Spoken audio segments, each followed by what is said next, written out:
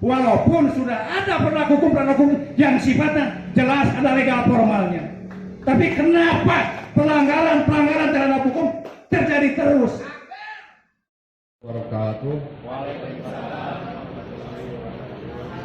Alhamdulillahirabbil alamin, wassalatu wassalamu ala asrofil anbiya'i wal mursalin wa ala alihi wa sahbihi ajma'in. Amma ba'du.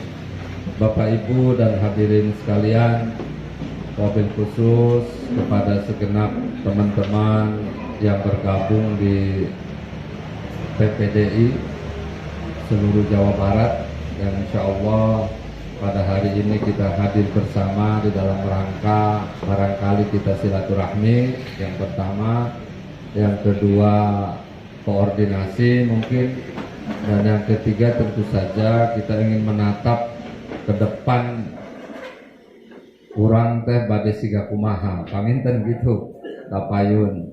Bapak Ibu, yang pertama izinkan saya menyampaikan rasa bangga saya, rasa senang saya bisa hadir di tempat ini.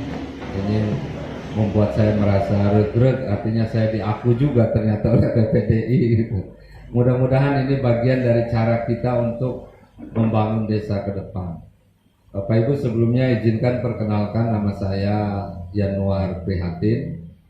Sehari-hari saya di Jakarta di Komisi 2 DPR RI. Kebetulan mitra saya antara lain adalah Menteri Dalam Negeri yang mengurusi desa tapi dari sudut pemerintahannya. Tapi kalau dari sudut pembangunan segala macam itu Kementerian Desa. Meskipun kita di Komisi 2 ini berulang-ulang minta kepada pemerintah agar desa jangan sampai ada dua bos gitu kan, ada dua komandan ya. Yang di Jakarta sih mungkin enak, tapi praktek di lapangan seringkali menjadi problem, memisahkan urusan pemerintahan dan urusan pembangunan. Memang belum selesai sampai hari ini, tapi kita sih terus mendorong itu. Perjuangan kelihatannya masih panjang. Yang kedua, Bapak Ibu, saya asli Kuningan, jadi kalau kesini ya ini lembur sorangan, jadi merasa senang juga bisa acaranya ada di Kabupaten Kuningan. Jadi sebagai tuan rumah saya menyampaikan selamat datang juga kepada teman-teman dari kabupaten kota yang lain. Mudah-mudahan merasa betah, bisa menikmati udara Kabupaten Kuningan yang seperti inilah kira-kira. Bapak Ibu, yang tepat sebetulnya saya ingin lebih banyak mendengar. Mungkin itu yang lebih cocok gitu kan. Lebih banyak mendengar sebetulnya kita ini ke depan mau kemana dan hal-hal apa yang memerlukan tindakan segera untuk kita atasi bersama. Karena terus terang saya juga wawasan, pemahaman, pengetahuan tentang desa tentu tidak selengkap dan tidak seutuh Bapak Ibu sekalian yang sehari-hari ada di tingkat desa. Tapi barangkali sebagai perspektif umum saya ingin menyampaikan begini. Bapak Ibu, dana desa yang sudah kita terima selama ini dengan melalui undang-undang desa, di tahap awal ini kan fokusnya lebih pada infrastruktur dan itu hampir terjadi di seluruh Indonesia.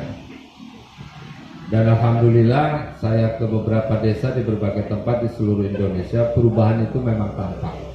Kalau dulu jalan yang ke gang itu agak sulit, sekarang sudah bisa ditangani oleh itu.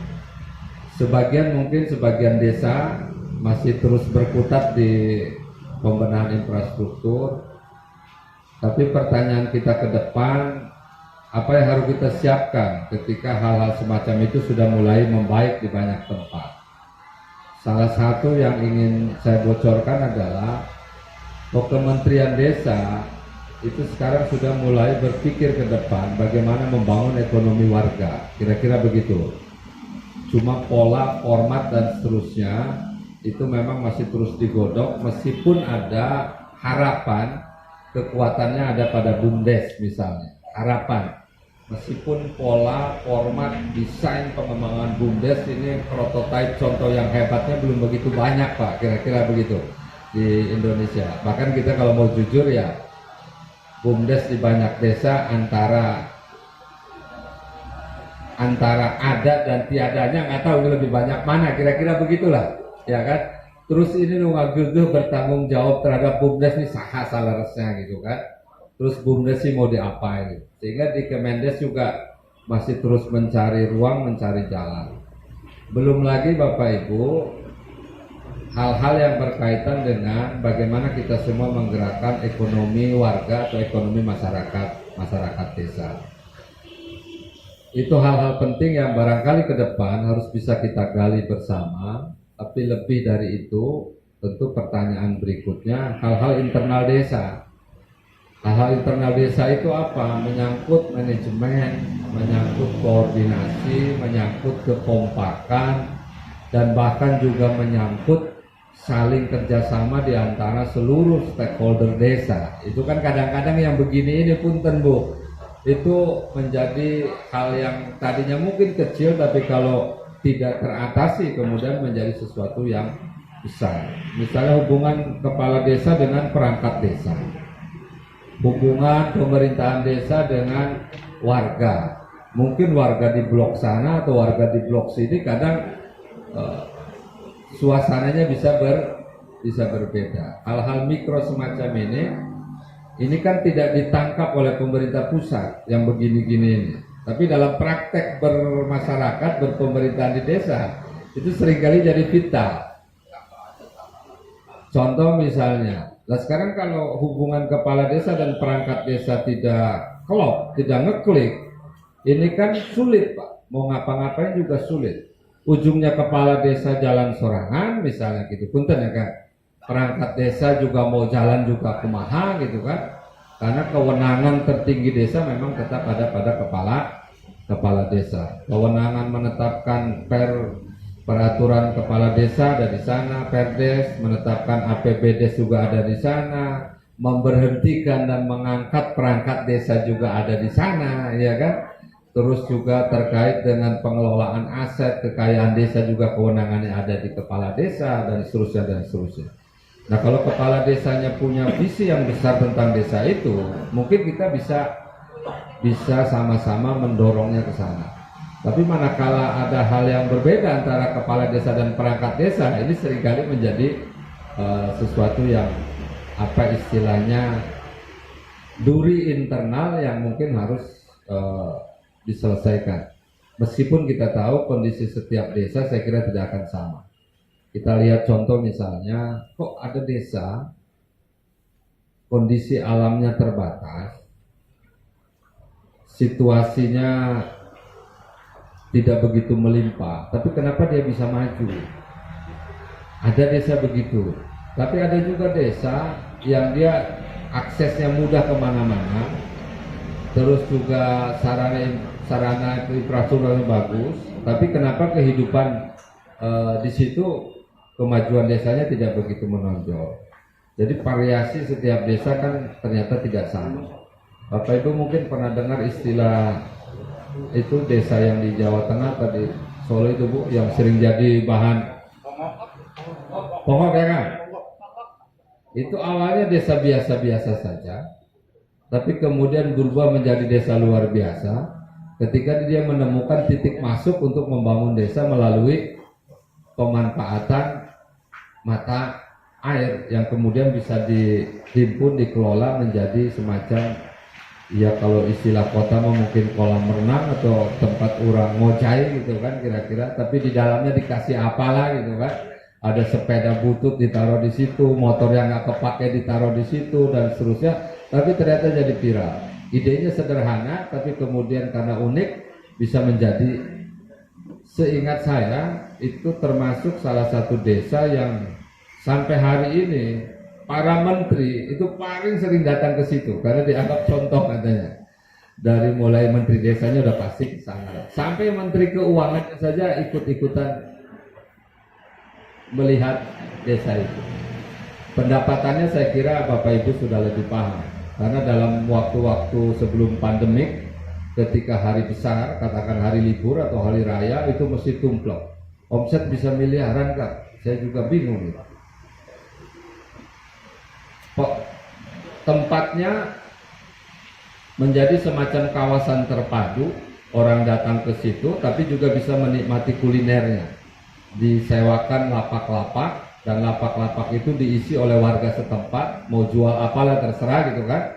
Mungkin ada jual keripik, jual goreng pisang atau apa, tapi dikelola oleh BUMDes setempat. Prototipe ini mungkin nggak banyak di banyak tempat. Atau contoh lain di desa lain, ini baru juga belakangan viral di Jawa Tengah dulu. Cuma saya nggak tahu siapa yang ngambil inisiatif. Sawah itu di masing-masing kita sawah itu baru biasa kita lihat tiap hari kan. Bahkan mungkin rumah kita depannya sawah. Tapi sama dia disulap, sawah itu menjadi sesuatu yang unik, menarik, sehingga orang datang berbondong-bondong ke situ hanya untuk duduk, nongkrong, ngopi, kira-kira begitu. Tapi karena sudah desain itu kan jadi kayak kafe alam, kafe terbuka, orang bisa datang ke situ. Kalau nggak salah di Magelang ya. Benar kan? Di Magelang ya.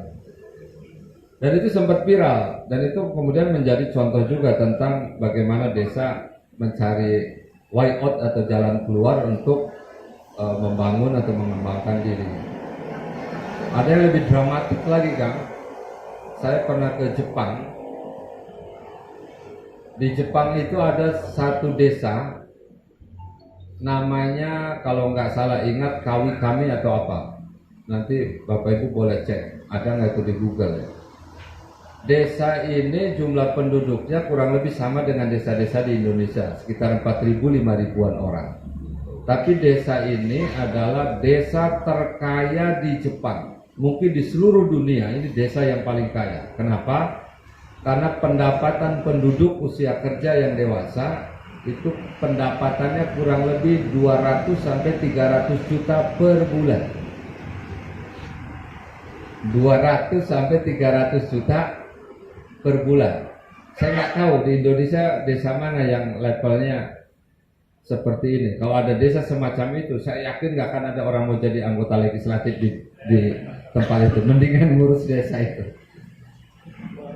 Nah, pertanyaannya, apa yang dikerjakan oleh desa itu sehingga punya pendapatan setinggi itu? Orang-orang dari desa itu meskipun dia keluar merantau, misalnya untuk sekolah, kemanapun sekolahnya di seluruh dunia, selesai sekolah dia balik lagi ke desa itu. Balik lagi ke desa itu. Kenapa? Karena di desa itu dia bisa tumbuh jauh lebih baik ketimbang cari kerja di kota atau di tempat lain. Bapak Ibu, apa yang dilakukan? Ternyata desa itu karena konturnya tinggi di dataran yang tinggi, itu desa perkebunan, desa kebun, agro, dia hanya memproduksi 2 produk, yaitu kol dan selada. Hanya 2 kan? Kol dan selada. Tapi ternyata kol dan selada yang diproduksi adalah kol dan selada yang terbaik di seantero Jepang. Banyak restoran di Jepang memesan kol dan selada dari desa itu. Restoran-restoran yang membutuhkan sayuran dalam bentuk kol dan selada umumnya ngambil dari situ. Bahkan di Eropa sebagian diantaranya itu mengambilnya dari situ. Jadi kita ngolah kol dan selada, nanam, merawat di desa, tapi transaksi bisnisnya itu kelas dunia karena ekspor ke Eropa, karena sudah dikenal juga di Eropa. Jadi wajar kalau pendapatan penduduk 200-250 juta. Bapak Ibu, saya sengaja menyampaikan ini untuk kita mendapatkan satu informasi bahwa ternyata sesungguhnya kita bisa tumbuh. Cuma itu tadi catatannya, beberapa hal yang ada di internal desa barangkali memerlukan perhatian bersama yang kadang-kadang di Jakarta nggak terdeteksi kan. Contoh misalnya, pertanyaan simpel. Ada kebiasaan, mudah-mudahan enggak di semua desa. Itu kalau selesai pilkades, selesai pilkades, itu seringkali ada beberapa kejadian perangkat desanya bedol desa. Artinya diganti, kadang diganti total, diganti sama yang baru. Itu saja menurut saya ada problem manajemen. Itu problem manajerial. Problem manajerial itu apa? Estafet kepemimpinan administrasi dan manajemen di desa itu boleh jadi akan terganggu. Akhirnya itu bisa menghambat yang lain-lain. Belum lagi soal ketika seluruh perangkat komponen pemerintahan desa ada, menyusun rencana kerja ke depan dan seterusnya, di beberapa desa memang masih belum terpadu. Ya, saya sering mendengar keluhan beberapa teman-teman perangkat desa, kepala desanya norolong, apa istilahnya, norolong sorangan gitulah, gitu kan. Sementara hal-hal penting belum tergarap dengan maksimal. Bapak Ibu, yang terakhir yang ingin saya sampaikan, ini pertanyaan sebetulnya untuk kita semua. Next kapayu ini orang pada kumaha, khususnya desa-desa yang ada di Provinsi Jawa Barat, wabil khusus barangkali kepada desa-desa yang hari ini tergabung di dalam wadah PPDI. Ini kapayun pada kumaha orang, gitu kan. Tapi panginten platformnya sudah bisa kita imajinasikan bersama. Kumaha caranya desa orang kemudian bisa lebih maju, bisa lebih mantap, wabil khusus dalam rangka kegiatan dan gerakan ekonomi di desa masing-masing. Insya Allah Bapak Ibu, saya akan tetap membuka diri untuk komunikasi khusus untuk urusan-urusan desa, karena kebetulan Pak Menterinya juga dari PKB, jadi hampir setiap hari saya sebetulnya sering ketemu dengan beliau, dan saya sampaikan juga beberapa isu yang tadi saya sampaikan ke beliau. Sebenarnya beliau responnya cukup bagus, cuma memang ketika urusan pemerintahan beliau juga nggak bisa apa istilahnya diintervensi atau memberikan, karena itu urusannya ada di Pak Tito, urusannya di Pak Tito. Jadi Kemendes ini urusannya lebih kepada proyek dan program-program pembangunan. Tapi mudah-mudahan Bapak Ibu, pertemuan kita hari ini, saya berharap ini bukan pertemuan terakhir. Kurang Sadaya Kapayun bisa sama-sama untuk terus bersinergi, mencari jalan yang lebih pas, wabil khusus dalam rangka membangun, mengembangkan desa. Sampai hari ini saya tidak pernah lepas mimpi saya bahwa desa-desa di Jawa Barat kumaha caranya bisa menjadi desa berkelas dunia. Jadi bukan desa berkelas kecamatan, tapi desa berkelas dunia. Sebagaimana tadi desa Kawi kami yang ada di Jepang, dia bisa berkelas dunia. Jepang aja bisa, masa kita nggak bisa? Apalagi ada PPT. Barangkali Bapak Ibu itu sebagai pengantar saja. Saya merasa happy, merasa senang, merasa bahagia dan merasa bangga kepada Bapak Ibu sekalian. Mudah-mudahan ini adalah awal yang baik untuk kita terus memajukan desa kita bersama. Allahumma fiq ila qomitorik. Wassalamualaikum warahmatullahi wabarakatuh. Salam. Terima kasih pertama Pak, beri tepuk tangan untuk Pak yang gratis. Terima kasih Pak sudah bersilaturahmi dengan kami rekan-rekan perangkat desa yang tergabung dalam PPDI Provinsi Jawa Barat. Barangkali ada titipan pertanyaan. Pak Ketua Garut, Pak G, punten di Bantos. Nih mumpung aya wakil orangnya, Pak Ketuanya, bukan lebih deket kan itu mendugi kenana.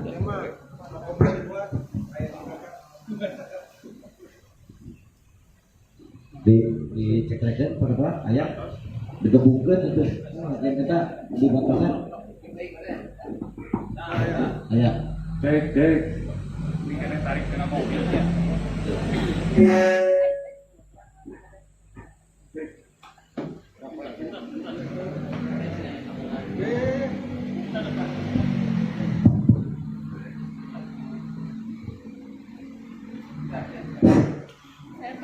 Bismillahirrahmanirrahim.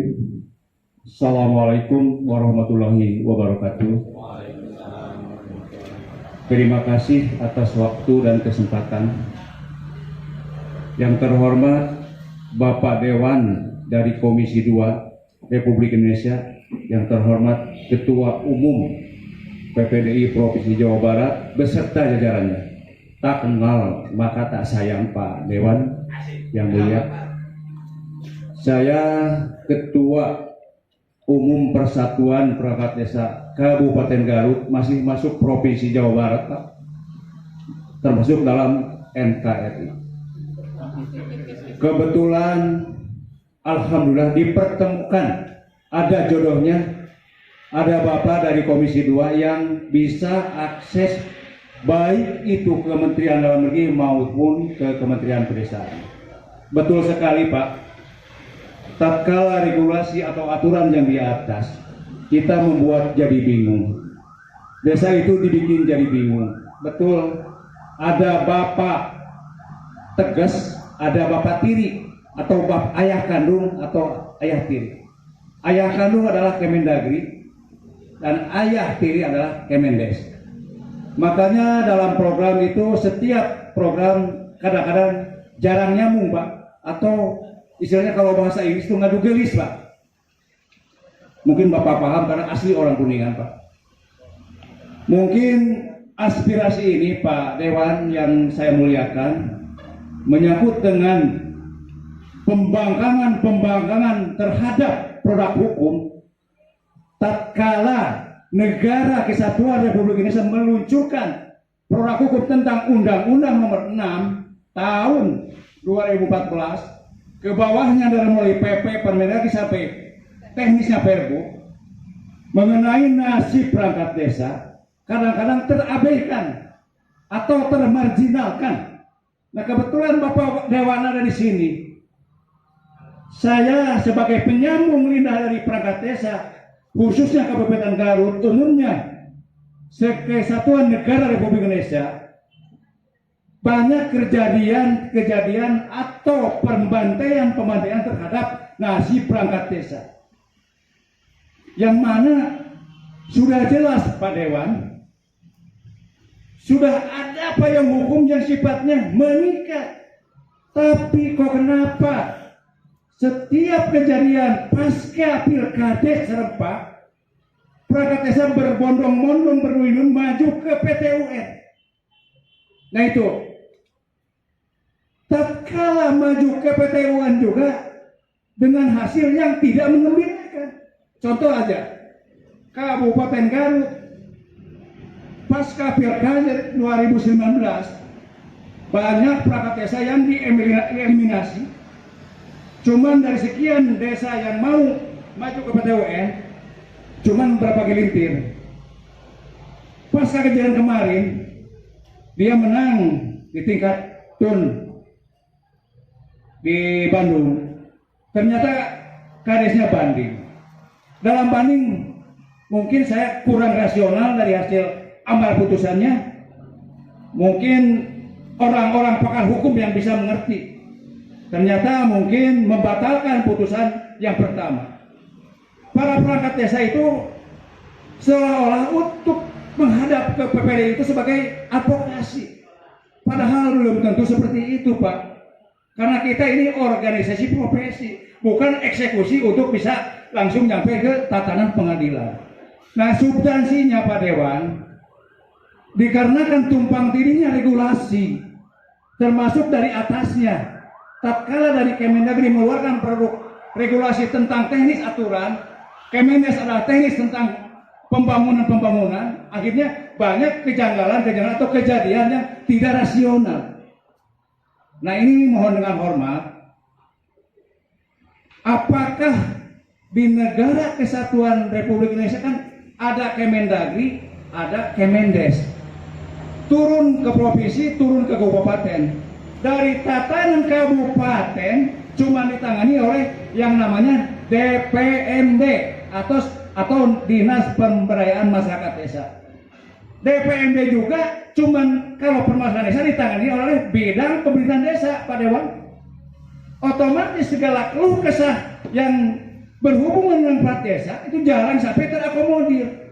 Bisakah seandainya di tatanan kabupaten ada juga semacam SKPD khusus desa, seperti negara di atas ada menteri desa? Itu jadi substansi permasalahannya. Kalau ditangani oleh bidang cuman pemerintahan desa, ya sampai akhir zaman juga permasalahan tingkat desa pasti ada. Itu Pak Dewan. Ini sekali lagi saya mohon dengan hormat, Bapak bisa menyambungkan lidah penderitaan perangkat desa. Kok kenapa sampai saat ini, contoh aja Pak, Kabupaten Garut untuk tahun 2021, kalau Allah memberi panjang umur, tanggal 8 Juni ada 217 desa yang akan berkontestasi dalam Pilkades. Tahun ini, bulan Juni, insya Allah bulan Juni. Tapi nasib perangkat desa sudah dijamin aman belum Pak? Belum. Karena kesewenang-wenangan ini pasti terjadi. Walaupun sudah ada penegak hukum yang sifatnya jelas ada legal formalnya. Tapi kenapa pelanggaran terhadap hukum terjadi terus? Itu. Dengan ini sekali lagi saya kepada yang mulia Dewan yang ada di depan kami ini bisa menyampaikan. Saya kemarin kalau nggak salah Pak Ketua Provinsi ada edaran dari pusat, mungkin dengan masukan-masukan atau aspirasi dari bawah, katanya, ini saya belum bilang realisasi, katanya untuk ke depan tatkala kepala desa menjabat akan dibintek, itu bahasanya. Nah, ini sudah memberi harapan baru. Jadi kalau seandainya kepala desa dibintek dan diberi materi-materi produk hukum, insya Allah tidak akan ngasapuk teing Pak, tidak akan terlalu banglas. Tapi kalau seandainya sekarang dilantik, besok kerja, lusanya lagi pergantian perangkat desa langsung terus. Selama ini bisa dicek Pak, untuk Kabupaten Garut Provinsi Jawa Barat sekarang dilantik, besok bekerja. real, saya tidak akan bohong. Tidak ada yang namanya BIMTEK. Tidak adanya. Padahal di Permendagri 82 tahun 2015 udah jelas tentang pengangkatan pemberhentian kepala desa, ada yang namanya BIMTEK. Nah itu Pak Dewan yang saya hormati. Ini keluh kesah perangkat desa, saya cuma satu substansi aja. Mudah-mudahan ini nyampe ke Kementerian Dalam Negeri dan ada tindak lanjutnya terhadap gubernur dan Pak Bupati.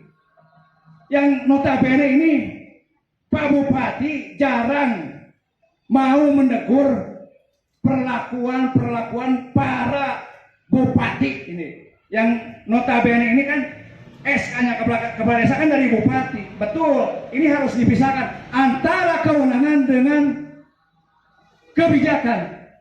Mana kewenangan porsinya, mana kebijakan porsinya. Sekian, terima kasih. Mohon maaf kalau ada kata-kata yang kurang berkenan, karena saya ini orang desa, orang yang bodoh. Mungkin Bapak yang lebih pintar dari Dewan bisa menganalisa segala keluh kesah dari perangkat desa. Bila topik kodeyang, wassalamualaikum warahmatullahi wabarakatuh. Hatur nuhun Kang atas informasi, saran dan masukan. Beberapa ini menjadi isu penting saya kira. Dan sebelum tadi Bapak Ibu menyampaikan, di awal saya sudah memberikan guidance bahwa dua pos ini bisa menimbulkan problem di lapangan. Satu. Yang kedua,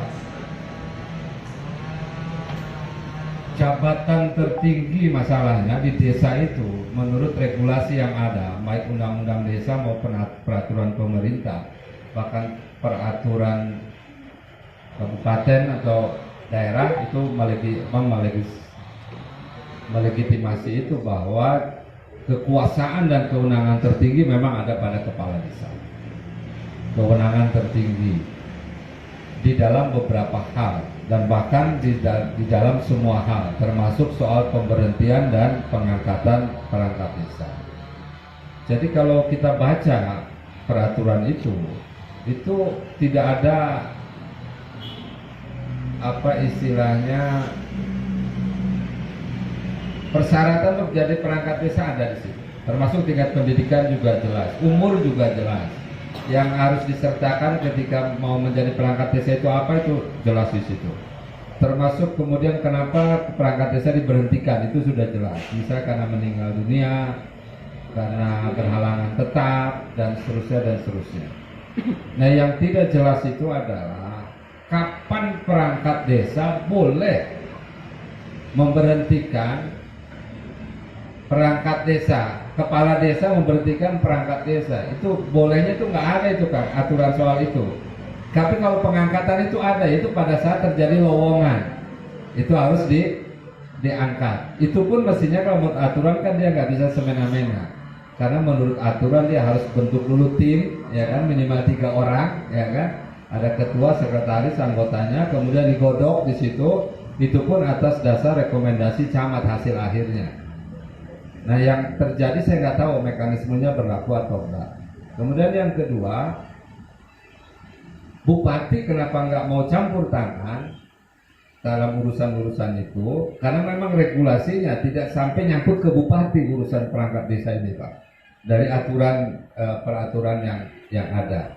Sehingga kadang-kadang bupati itu tahu tapi seringkali tutup mata. Kecuali kalau di kabupaten itu ada perda yang melindunginya, yang membuat bupati bisa lebih lanjut. Saya ingin sampaikan begini Bapak Ibu, terima kasih informasinya. Tapi yang menarik tadi beberapa hal harus kita sinkronkan. Kekuatan hukum, posisi dan kedudukan perangkat desa harus dikuatkan ulang. Kira-kira begitulah bahasa yang lebih pas. Dikuatkan ulang supaya tidak semena-mena. Karena kalau dalam aturan yang lain, misalnya pilkada itu nggak boleh bupati atau wali kota itu melakukan mutasi, pergantian, promosi dari satu jabatan tertentu di lingkungan SKPD-nya pada saat beberapa bulan menjelang pilkada. Itu nggak bisa. Itu ada batasan waktunya, dan setelahnya juga ada batasan waktunya. Kalau desa nggak ada Pak. Hari ini kepala desa dilantik, dia mau rubah semua mau dia bisa. Dan itu nggak salah menurut aturan. Jadi dari sudut aturannya memang nggak adil dari sudut itu. Tapi ini apa istilahnya, kalau terus dipertahankan, ini membuat psikologi kita sebagai perangkat desa tidak nyaman. Tidak nyaman. Tapi saya terima kasih masukan yang tadi makin memperkuat bahwa ada hal-hal penting di tingkat desa terkait khususnya kedudukan perangkat desa. Kemarin saya sempat diskusi dengan beberapa teman perangkat desa, misalnya soal karir perangkat desa. Karir perangkat desa. Yang disebut karir perangkat desa ini apa? Itu kan aturannya nggak ada, Pak. Karir perangkat desa itu kayak apa? Apa yang disebut karir? Namanya karir biasanya ada perlindungan hukum, ada jaminan kepastian tentang pengembangan karirnya. Satu, yang kedua termasuk kesejahteraannya juga. Itu harus ada perlindungan hukum yang kuat. Jadi bukan sekedar dia pembantu kepala desa yang boleh dicopot, diangkat semau-mau kepala desa, bukan. Tapi harus ada penguatan dari sudut itu. Kenapa? Karena ada kasus yang seringkali terjadi. Tadi Bapak juga sudah sampaikan, pada setiap menjelang pilkades, ini para perangkat desa berada pada suasana kebimbangan batin yang cukup galau dan cukup kuat. Apalagi kalau urusannya punten. Kita berada dengan dianggap, bukan berada, tapi dianggap oleh kepala desa pemenang. Dulu kita bukan bagian darinya gitu kan. Ini kan terlalu punten, ini terlalu pendek cara pandangnya. Sementara stabilitas administrasi, manajemen pemerintahan desa mestinya harus terbebas dari soal itu. Ya contohnya presiden boleh siapa aja. Hari ini Jokowi, besok kan mesti ganti. Tapi kan administrasi, birokrasi di seluruh kementerian tetap harus jalan. Tidak tiba-tiba harus berubah dengan drastis. Di pilkada juga begitu mestinya. Meskipun beberapa bupati, calon bupati kadang nakal melakukan tindakan yang tidak mengikuti regulasi yang ada. Nah ini juga nggak masuk akal juga, Pak. Perangkat desa SMA, masa kepala desa SMP? Kalau nggak ada SD pun boleh.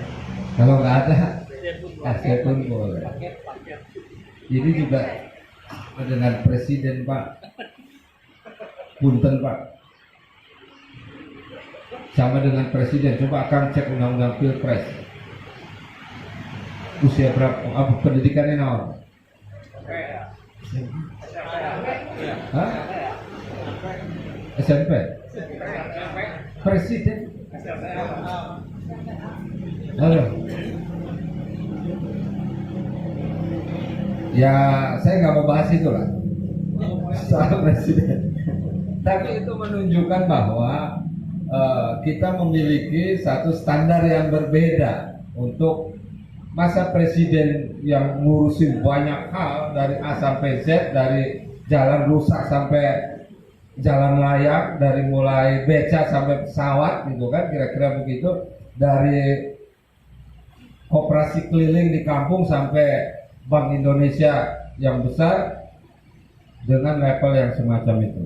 Tapi saya ingin sampaikan bahwa untuk beberapa jabatan yang disebut politik, kadang-kadang pendidikan diabaikan. Pak, sebentar, cuma koreksi aja. Untuk jabatan presiden itu mungkin jabatan politik, karena yang mengusung presiden, calon presiden adalah partai politik. Tapi untuk jabatan kepala desa bukan jabatan politik. Menurut saya itu jabatan publik, sebab yang mengusung bukan dari partai politik. Makanya SDM kepala desa, seorang leader di desa itu minimal harus setara dengan yang di anak buahnya, begitu Pak. Ya oke.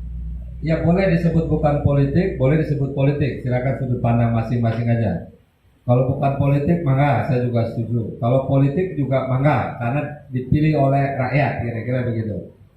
Tapi ingin saya sampaikan bahwa standar pendidikan ini juga harus diperbaiki. Kira-kira begitu. Ke depan itu harus kita perbaiki. Jangan sampai kejomplangan itu terus kita pertahankan. Yang kedua Pak yang ingin saya sampaikan, nasib perangkat desa ini tetap akan seperti ini kalau regulasinya tidak dirubah. Regulasi yang memberikan kewenangan terlalu tinggi kepada kepala desa itu bisa membuat nasib perangkat desa tidak nyaman. Jadi posisi kedudukan perangkat desa harus dikuatkan ulang. Bapak Ibu izinkan nanti saya coba cek soal ini ke teman-teman di Jakarta. Sebetulnya Kemendagri arahnya mau kayak apa? Karena saya juga belum tahu, Pak. Apakah mereka merasa sudah nyaman dengan ini, keadaan ini, atau mereka sebetulnya nggak tahu informasi yang terjadi di lapangan? Atau kalau tahu, jangan-jangan mereka membiarkan ini. Karena itu kita di Komisi 2 nih, terima kasih Pak informasinya untuk mengecek ulang seluruh hal-hal yang berkaitan dengan pemerintahan desa. Yang terakhir Pak, izinkan kita bisa tetap berkomunikasi. Kita sama-sama berjuang untuk urusan yang ini, karena saya tahu ini perjuangannya tidak bisa pendek, karena Kemendagri juga tetap oleh Komisi 2 harus terus-menerus diingatkan dan ditekan. Kalau PKB prinsipnya dari awal Pak, berpendapat bahwa tidak ada kemajuan Indonesia tanpa kemajuan desa. Karena itu dulu kita berjuang sangat keras untuk juga menyepakati undang-undang desa. Karena dulu undang-undang desa yang zaman Pak Harto tahun 79 kalau nggak salah itu masih sudah ketinggalan zaman sehingga diupdate. Saya termasuk dulu yang ikut merumuskan naskah awalnya soal undang-undang desa. Dulu masih ada 2 blok, undang-undang pemerintahan desa atau undang-undang pembangunan desa. Dulu begitu, akhirnya disepakati menjadi undang-undang desa. Tapi happy-nya ternyata happy pemerintahan yang tetap nggak berubah ke Kemendagri. Undang-undang desa lebih menjadi payung pada Kementerian Desa. Tapi next Bapak Ibu, kita harus komunikasi terus, koordinasi terus. Mudah-mudahan ini awal kita untuk sama-sama menemukan jalan keluar yang terbaik. Oke, mana? Ada beredar bahwa akan ada revisi undang-undang desa, Pak. Itu aja, Pak. Revisi undang-undang desa kalau di DPR isunya belum begitu kuat, Pak. Artinya revisi undang-undang desa isunya belum begitu kuat dan kita di masing-masing partai juga belum secara khusus membahas ini. Karena itu nanti kalau ada informasi soal revisi ini tentu nanti kita komunikasikan Pak. Karena ini penting menyangkut soal nasib desa ke depan. Setahu saya sampai hari ini belum ada pembicaraan yang serius soal revisi undang-undang desa. Pak, saya menambahkan sedikit. Aja, mohon izin. Barangkali Bapak dari Komisi 2 punya akses atau koneksi ke gubernur. Sebab sampai sekarang atensi atau perhatian dari gubernur, Mohon maaf. Barangkali saya ulangi, barangkali Bapak dari Komisi 2 punya koneksi ke Bapak Gubernur atau ke legislatifnya melalui fraksinya, bahwa yang kami rasakan sebagai perangkat desa sampai sejauh ini belum mendapat perhatian atau atensi dari pemerintah provinsi. Nasib kami dari zamannya Gubernur Pak Ahmad Heriawan sampai sekarang belum pernah berubah. Walaupun sudah beberapa kali kami mengajukan melalui stakeholder yang ada, dikarenakan koneksi kami tidak begitu bagus dengan Pak Gubernur sehingga kami mendapat kesulitan untuk mendapatkan akses ke gedung sate. Saya mohon bantuannya kepada Bapak bila mana ada peluang untuk mengakses ke sana, tolong dikomunikasikan. Sekian Pak, terima kasih. Ya, mungkin itu nanti Pak anggota DPR RI mungkin akan koordinasi, misalkan ada link yang sangat bagus, pasti menghubungi kita. Gitu. Mudah-mudahan dengan kehadiran Bapak dari anggota DPR RI Komisi 2 bisa memberikan pencerahan bagi perangkat desa yang ada di Provinsi Jawa Barat umumnya Indonesia. Dan yang tadi dikatakan ada isu untuk revisi undang-undang, ternyata dari anggota DPR RI sendiri dari Komisi 2 itu belum ada yang isu yang kuat gitu kan. Jadi ini juga menjadi sama ya Pak, karena kami kemarin datang ke Mendagri bahwa ada isu masalah revisi undang-undang desa. Lalu sekarang udah ada jawaban yang minimal udah ada sedikit pencerahan untuk menyampaikan kepada pusat kepemimpinan kami bahwa revisi undang-undang itu masih samar-samar. Itu aja, terima kasih, dan sekali lagi saya ucapkan banyak terima kasih kepada Bapak yang telah sudi hadir di acara Rapimda PPD Provinsi Jawa Barat, dan mudah-mudahan Bapak menjadi Bapak kami bila mana kami datang ke DPR RI bisa menyambut kami Pak. Terima kasih. Wassalamualaikum warahmatullahi wabarakatuh. Baik, terima kasih.